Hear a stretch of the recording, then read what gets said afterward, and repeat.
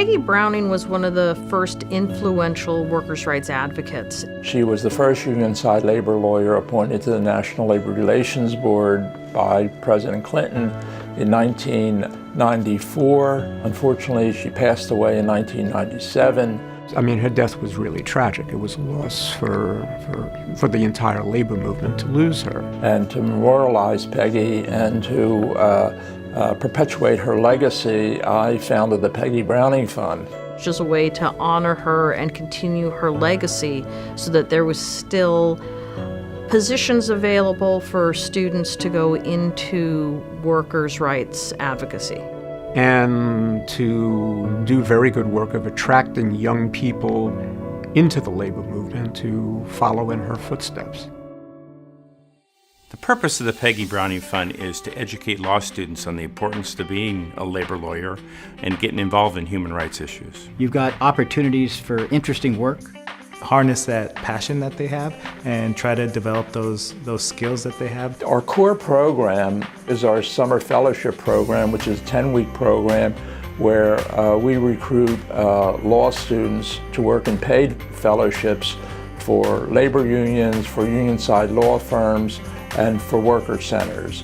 In addition to our fellowship program, in October, we're having our National Law Students Workers' Rights Conference, where about 160, 170 law students from all over the country come for a weekend to learn about workplace justice, learn about labor law, and to attend programs and workshops.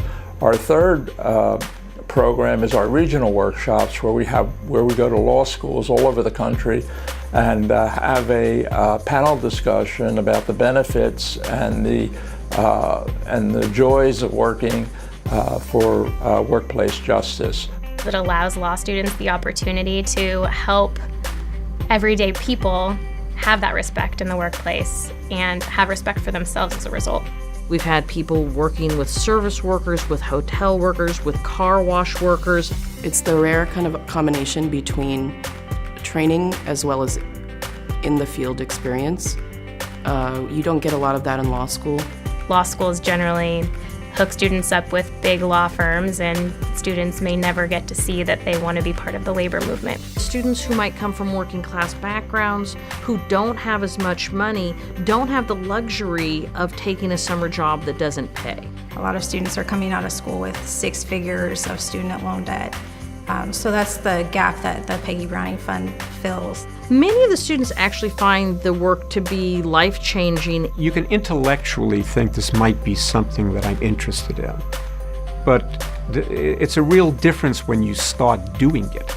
But Peggy Browning has a way to reach out into the new upcoming legal community, the kids with potential, and helping them understand the value of connecting up not with corporate interests, but with workers' interests.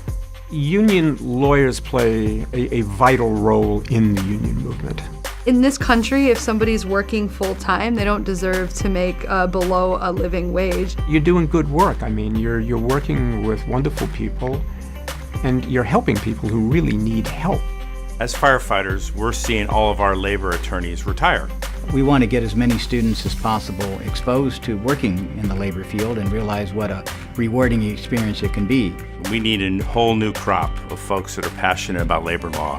Really important that younger generations take on this movement and make it their own. The Peggy Browning Fund allows law students, the next generation, to have the experience and decide that they are committed to the labor and workers' rights movement and keep that movement going. But it's helping people understand the value of dedicating their lives to a cause. Labor law is not glitzy and glamorous, so it's important to let the future generations of labor attorneys understand the importance of labor law.